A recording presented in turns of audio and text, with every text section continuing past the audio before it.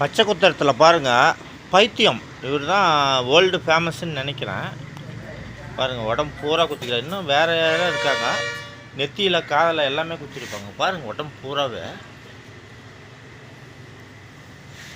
என்னென்ன டிசைன் இருக்குது பாருங்கள்.